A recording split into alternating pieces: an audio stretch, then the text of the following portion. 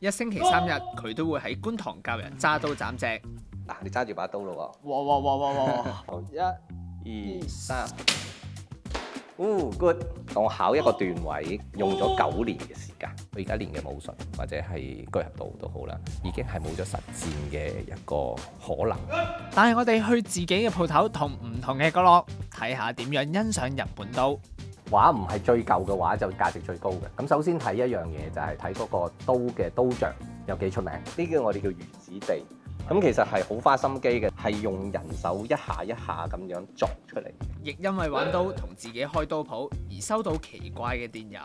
嗰陣時收到個 email 啦，要求我做一啲唔係好正當嘅嘢，好指名道姓話要去揾一個人，有埋地址啦，同埋有埋張相添。今集 Miu 嘅 profile 由香港護山樓居合道會長阿樂帶大家一齊去睇下香港嘅武士文化。阿樂30年前認識到日本嘅師傅之後，慢慢開始學居合道。喺2015年開始喺觀塘開道場，場入面一星期有3日練刀，有4日就練公道。不過武士換完衫咁型，第一件事唔係拔刀，而係幫手跑數，為下堂嘅會員準備要斬嘅隻，務求做到人人對道場都有責任，跟足日本人嘅精神。呢啲隻係用過嘅，咁所以你見到啦，有污跡啦，有煙頭痕啦嚇。其實呢啲係日本嘅榻榻米嚟嘅，即係你瞓嗰啲溫泉酒店啊嗰啲地板嗰啲榻榻米。咁每3至5年咧，佢哋會剷起佢，就當垃圾咁樣抌噶啦。咁我哋首先兩邊接咗先 ，OK。咁接完之後咧，就開始捲。如果太細嘅話咧，我哋插唔到落個裝度。大概捲一架鐵車嘅量咧就差唔多啦。之後就白板自咗落單，每個人最多只可以斬4支。咁我可唔可以寫10字喺上面？如果你斬10支，人哋斬1支嘅話，咁你掂嘅時間多啦，咁同埋清潔嘅量數亦都大嘅。另外仲有一個規矩，如果唔小心斬中支心嘅話，即刻退翻當晚未斬嘅錢，冇得再斬。就算俾錢都解決唔到㗎。我寧願唔要你啲錢嚇，我要你刨嗰支心。咁你要記住咗，下次唔好再斬仔。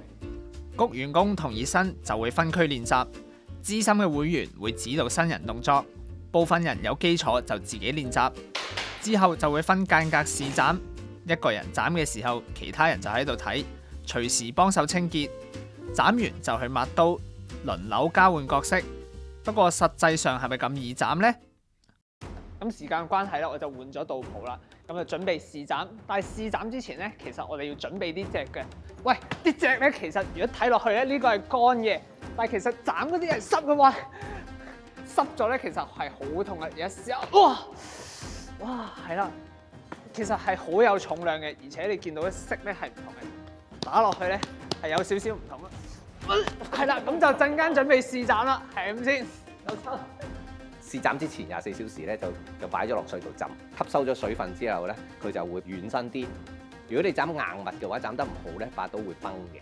斬軟嘅物體，最多你斬唔到就會塞咗喺度，或者係即係斬唔到嘅啫。右邊斬去左邊嚇，咁個刀鋒咧嗱，記住呢個刀鋒就要斜斜地向住個隻，就唔好直，又唔好太彎喎。嗱，你揸住把刀咯喎。哇哇哇哇哇哇哇 OK， 咁啊對正支隻， 1、 2、3。good， 好勁啊！係咪啊？但係咧有少少彎咗，係咪啊？嗱，你試多次，今次我斬落個裝邊度嚇，你個感覺唔同。1、2、3落，係咪冇聲又冇阻力㗎？係啊，同埋斜嗰個位咧好清。係啦，你見唔見到啊？同你個身體嗰個角度一樣。係。所以角度啱嘅話咧，你係冇阻力嘅，唔需要好大力嘅。係。咁我哋練其實唔係淨係練力，係練你控制個角度。哦。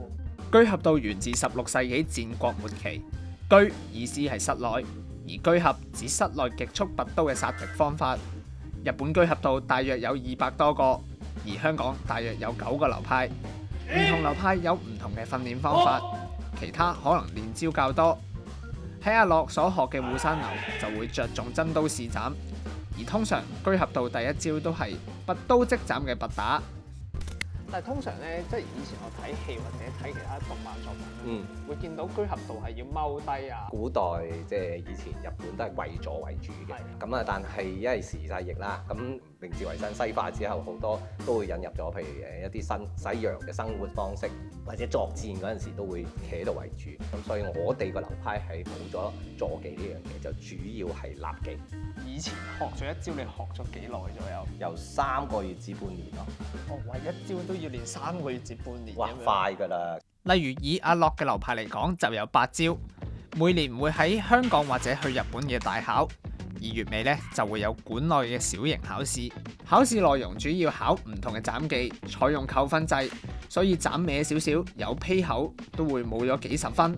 當然而家我哋睇電影啊、漫畫啊，就好多花式啦嚇，或者甚至交鋒嘅話乒乓乓，咁但係呢啲只係電影嘅效果。刀劍係一啲致命嘅嘢，係一瞬間致命嘅嘢，咁所以你更加要集中精神，同埋要好有信心先係出呢一刀。入面會見到唔同人嘅段位，而咁啱今日都有人考試，會分幾個環節進行。斬嘢唔過嘅話，其他就唔使考噶啦。即係睇下自己考幾快幾慢，就已經知道其實自己過唔過得到。係啦，因為越考得高級嘅話咧，考嘅嘢要越多嘅。而阿樂自己都好有經驗，認為考到考唔到係靠心理因素。我考一個段位用咗9年嘅時間，咁當然開頭係真係好唔開心嘅，或者有啲 frustration 啦嚇。咁但係慢慢你個心態就會轉變，因為你就算唔過都好，你個技術都係咁，只係多咗個咩呢？一個名譽擺喺你個心口度，即係你去考段係為咗測試你喺個壓力之下，你可唔可以做到呢個效果出嚟？沿堂清潔再鞠躬，各自換衫，由7點半去到近10點半。今晚受傷嘅就只有草啫，觀塘繼續平靜。阿樂由細到大都中意去唔同國家旅行，收藏唔同國家嘅刀。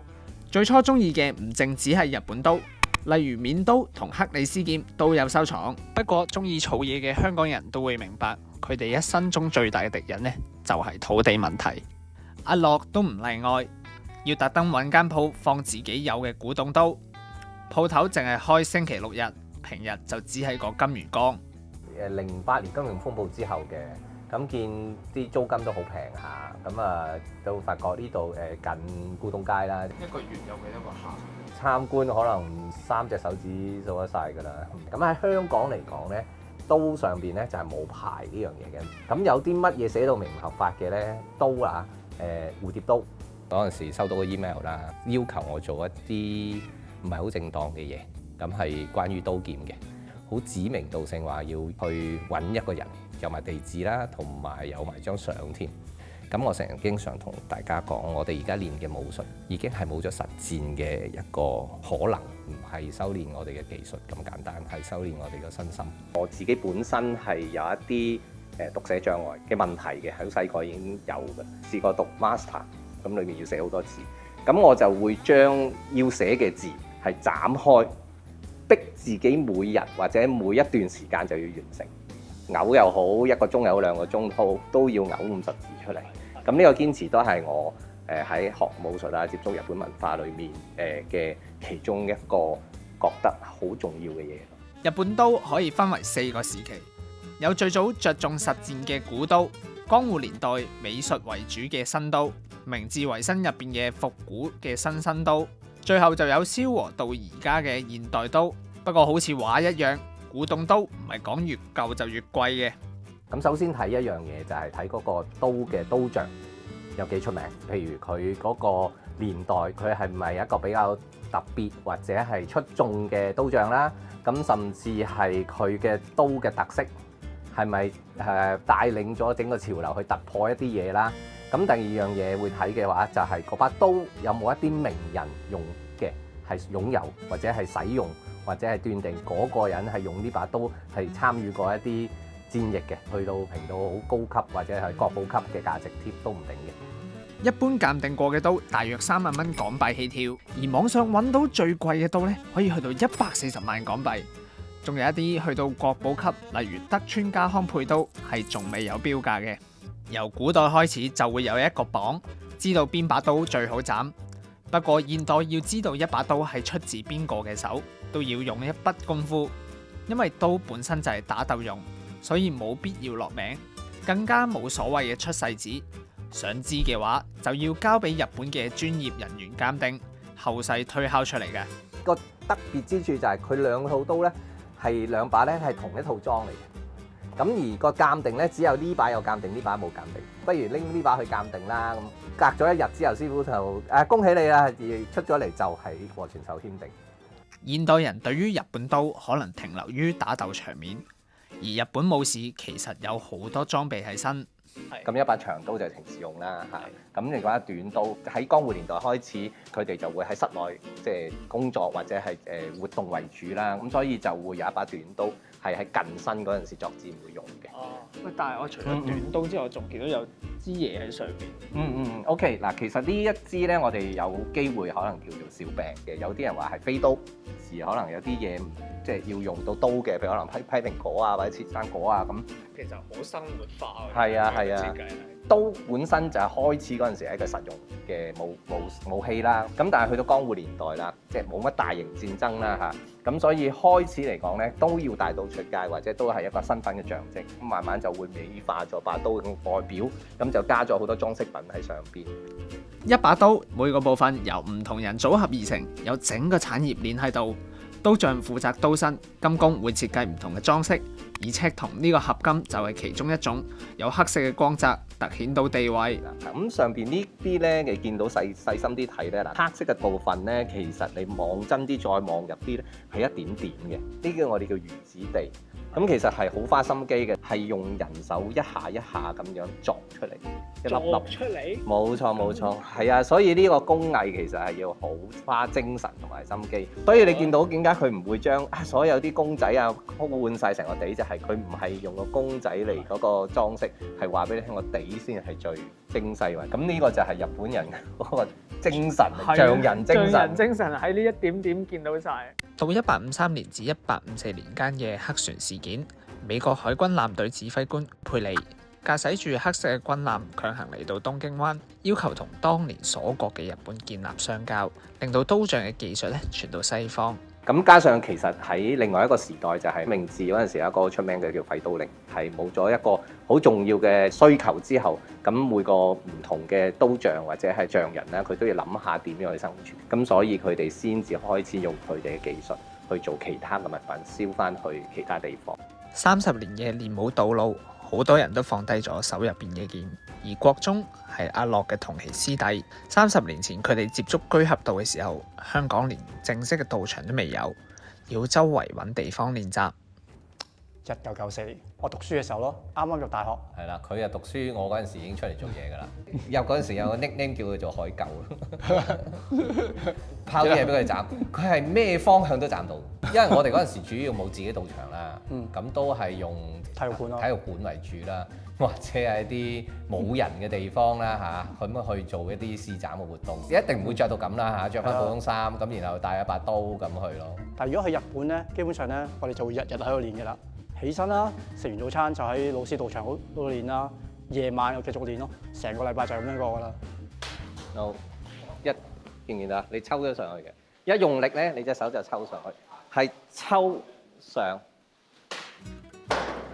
讀書嗰陣時，我應該係幼稚園嗰陣時咧，俾一個老師逼我用右手去寫字，形成咗一樣嘢就係我同左右咧係有 confuse 嘅。我有時教人都係嘅，可能會講下講啲左手右手係亂晒大龍。個心唔定，佢轉過幾份工，做過1-2年電影特技，又走去英國進修，翻嚟做電腦設計。年紀增長嘅話，咁你會感覺就係你需要一啲比較穩定啲嘅方法去完成我自己嘅目標咯。咁手破離嘅意思，手嘅意思就係堅守、集中精神去不斷去嘗試練習嘅心態。破嘅話就係當你如果真係好努力嘅練習，會突破到自己嘅一個界限嘅。咁離嘅意思咧，當你去到一個極點嘅一個心態嘅，咁你就會感覺到你會跳脫咗一個框架。你覺得自己處於邊個狀態？仍然係破，因為雖然即係練咗好耐嘅事啦，咁但係仲有好多技術上邊啊、心態上邊應需要去練習。或者突破嘅。會唔會有破呢？其實有嘅，咁只係某時間突破到某一啲極限啦。咁但係之後其實你都要繼續去守，即係去練習，再去突破另一個層次咯。武士對於生活細節嘅執着咧，唔單止體現喺佢哋身上，而且刀匠對於佢哋親手鍛造嘅刀咧，細節要求都非常之高㗎。廢刀令之後，工匠向其他方向發展，佢哋憑住多年鑽研日本工藝嘅經驗同創意，用本身裝飾武士刀嘅赤銅工藝技術嚟創造獨一無二嘅珠寶。而呢個工藝亦早喺明治維新前期，同1867年法國世博嘅時候流入咗歐洲。西方嘅珠寶商人好欣賞呢啲赤銅，日本工匠之後都調整咗佢哋嘅技術，迎合西方人嘅口味。而家 LACAUT 珠寶藝術學院喺 K11 繆斯開展，由巴黎收藏家借出36件嘅赤銅珠寶，分成2個主題，可以睇到一把真正嘅武士刀係點樣組成，同埋赤銅珠寶嘅演變歷史。呢啲展品率先喺香港展出，仲係香港第一次有赤銅做主題嘅展覽，費用全免，而且仲有免費嘅導賞團。如果想知道武士文化嘅另外一面咧，記得就唔好錯過呢個展覽啦〜